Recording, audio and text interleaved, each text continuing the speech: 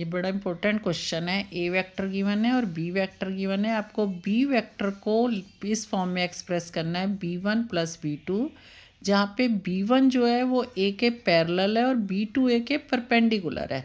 अब b1 जो है वो ए के पैरेलल है तो b1 lambda is to a vector हो जाएगा, तो आपने b1 वेक्टर निकाल लिया।